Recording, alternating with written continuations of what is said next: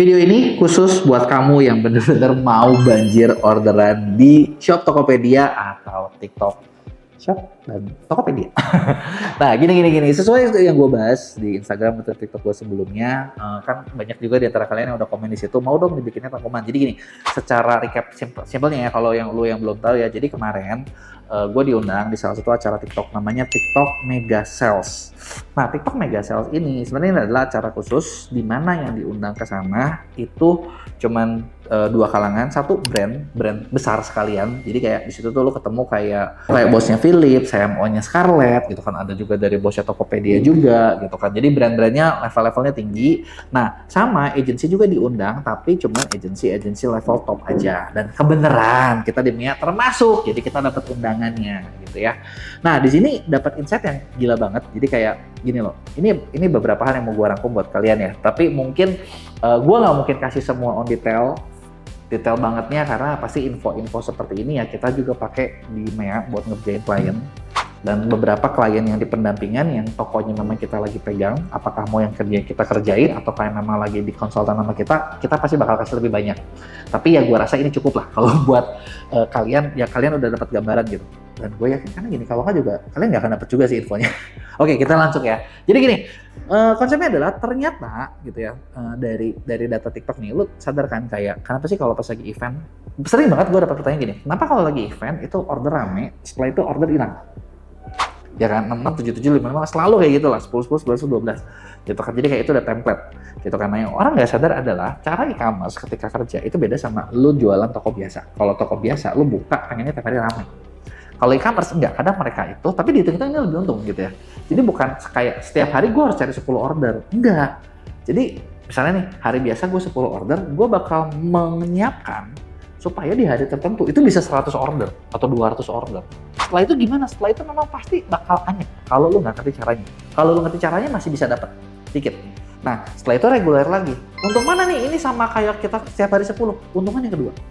Misalnya gini deh, lu hitung 20 hari lu dapat 10 order per hari, berarti kan dapat 200 order ya.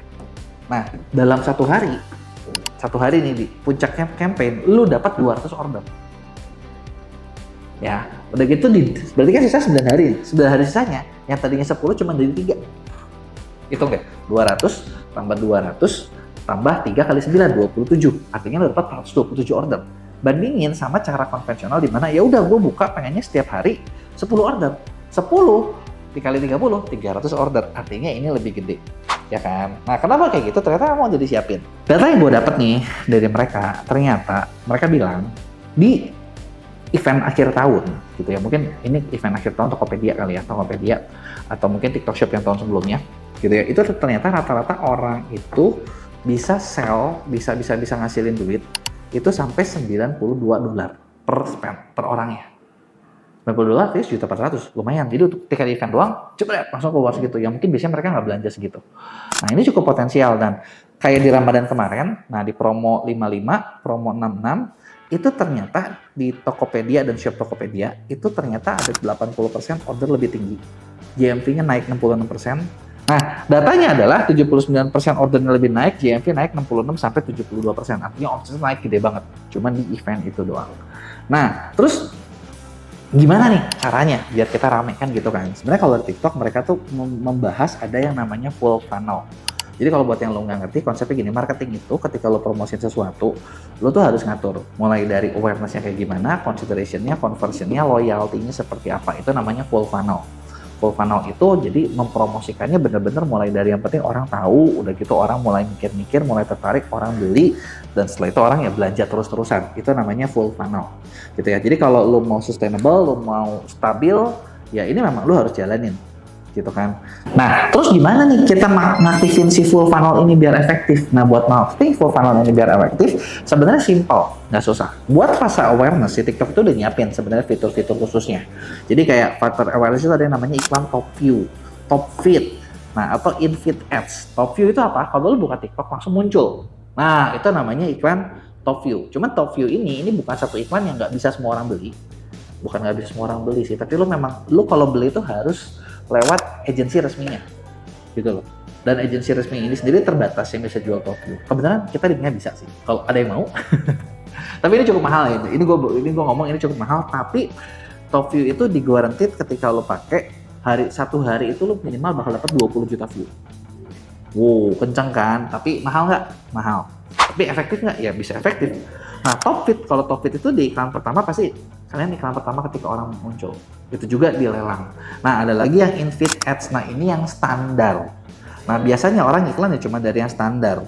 Gitu kan. Nah, ada lagi kalau consideration gimana? Nah, conversion itu adanya di mana? Ada yang namanya product shopping ads atau PSA yang ketika orang klik. Terus ada lagi video shopping ads, ada lagi live shopping ads, itu di situnya.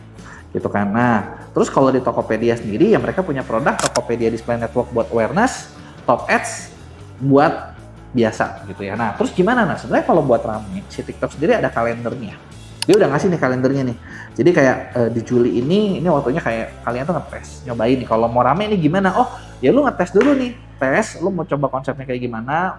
Funnelnya mau seperti apa? Jalanin iklannya, nanti dilihat bagus apa jelek, untung apa rugi. Gitu kan. Nah, di Agustus, September, Oktober, November ini bener-bener latihan karena udah ada kalendernya gitu ya. Udah mulai dari 17 Agustus, payday sale 88 gitu kan. Di bulan 9 juga sama gitu kan. Nah, di sini ini ada momen-momen di mana buat kalian belajar. Nah, di Desember itulah tempat waktunya all out. Gitu. Sebenarnya ada kalender eventnya seperti itu yang ada dari TikToknya. Nah, terus gimana nih caranya gitu ya? Biar kalian bisa lebih bagus. Nah, di TikTok sendiri sekarang tuh ada yang namanya PACE, Mega Sales System. Jadi dia punya satu konsep baru gitu ya. Di mana di sini, nah kalian tuh mulai dari personanya, mau jual ke siapa, udah gitu produknya, kuliahannya harus seperti apa, kontennya seperti apa, dan gimana caranya iklannya bagusnya seperti apa. Jadi ada yang metode yang namanya PACE. PACE ini dimulai dari persona. Jadi personanya mau nargetin siapa nih. Jadi si TikTok ini unik nih. Ini gua rasa keren banget. Jadi dia tuh udah bahkan udah ngelihat data-data pembeli dia, dibagi jadi 4 kategori. Kategori pertama ada yang namanya the bargain hunter. Jadi orang-orang yang seneng cari diskonan. Nah, kalau the bargain banter, ini mereka sensitif banget. Nah, bahkan mereka tahu kira-kira pakai TikTok berapa lama gitu kan. Berapa banyak belanjanya gitu kan. Belanjanya seperti apa, kebiasaannya seperti apa gitu kan. Ada lagi yang the inspirational shopper, ada lagi yang the photo shopper, ada lagi the purposeful shopper gitu ya. Jadi ini ada empat nih. Ada 4 tipe. Di mana 4 tipe ini sendiri beda-beda tipenya gitu ya. Nah, terus dari sini gimana? Nah, ada strateginya. Kalau misalnya di assortment itu, kalau yang orang seperti apa, nyarinya gimana nih nyarinya gitu ya. Mulai dari traffic hook, gimana cara nge-hook trafficnya, nyiapin SKU terbaiknya, udah gitu bikin penawaran yang bagus, sampai ya bikin ngejual produk-produk yang menguntungkan gitu ya. Nah, udah gitu nanti harus bikin konten yang sesuai. Kontennya sesuai dengan mana? Dengan 4 kategori tadi. Jadi ada gaya-gayanya gitu ya. Nah, kontennya ini sendiri ternyata gini. Kalau dulu gue pikirnya konten tuh yang penting bagus, yang penting view-nya gede, yang penting ini. Ternyata salah, guys. Jadi gini, kalau lu mau targetnya misalnya traffic, lu mau menargetkan bargain shopper ya, artinya orang-orang yang senang diskon. Ternyata ada teknik-teknik sendiri. Justru gini, kalau kalian jualan terus udah gitu, kenapa ya pembeli gua mah pada senengnya diskonan mulu? Nah, berarti tanpa sadar kalian memang menargetkan si bargain hunter. Kalau lu mau jual ke yang effortless tuh mereka bahkan nggak nyari diskon, enak dong. Ini nih yang enak nih pembelinya nih, duit di sini nih, gue jujur nih kalau gue lihat. Nah, ini itu lu cara kontennya beda, caranya unik banget. Jadi nggak sembarangan jalan gitu loh. Nah, nanti udah gitu baru terakhir itu ada iklannya harus kayak gimana. Iklan juga ternyata disesuaikan lagi sama strateginya. Bahkan yang lebih gila lagi adalah, ini memang sih gue bilang ini mungkin kalian belum bisa nikmati ya. Tapi di TikTok itu dia lagi mau bikin sistem yang namanya ACE Indicator System. Jadi di ACE Indicator System ini adalah ketika lo masukin brand lo, ketika masukin brand kalian di situ, nanti TikTok ngebaca di TikTok konten lo kayak gimana, ini lo kayak gimana, ini lo kayak gimana. Dia bakal menganalisa personanya ya, persona lo nargetinnya ke siapa, udah posisinya di mana. Pilihan produk lu ini tuh cocok nggak ya, bagus nggak ya, kuat nggak ya, yang ramai yang mana, yang nggak ramai yang mana, gitu kan. Terus udah gitu kontennya, kontennya tuh seperti apa, itu kecek, gitu. Sampai iklan lu tuh berapa persen yang bagus, berapa persen yang jelek, itu kecek semua. Jadi ada satu dashboard kayak gitu.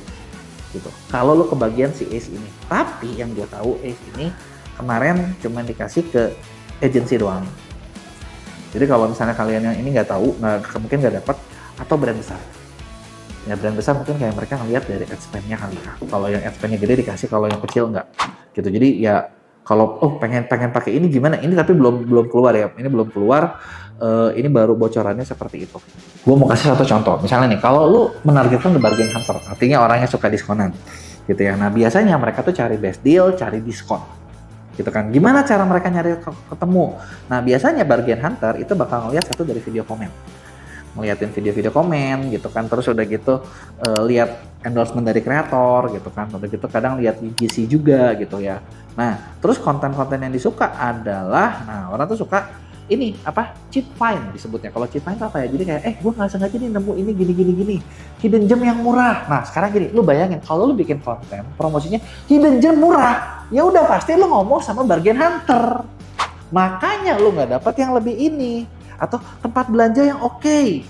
Nah atau gini, bikin kontennya daripada lu beli parfum ini, mendingan pakai ini aja. Ini rasanya mirip. Nah, kalau lu suka bikin seperti itu, nah tanpa sadar ketemunya di sini. Dan satu lagi, konten yang disukai sama bargain hunter adalah flash sale. Nah, kalau senengnya bikin, kan gue sering banget ya lihat kayak selalu tuh bikin diskon guys, ayo beli mau lagi diskon. Nah, itulah yang bikin kalian kenapa ketemu bargain hunter terus, gitu. Nah, kalau mau yang lebih bagus gimana? Ya tentu saja beda dong target marketnya. Pengen tahu gimana cara marketing yang lain? Coba tulis di komen. Mau tahu cara bikin konten buat market yang lain? Ntar gua bikinin kalau rame.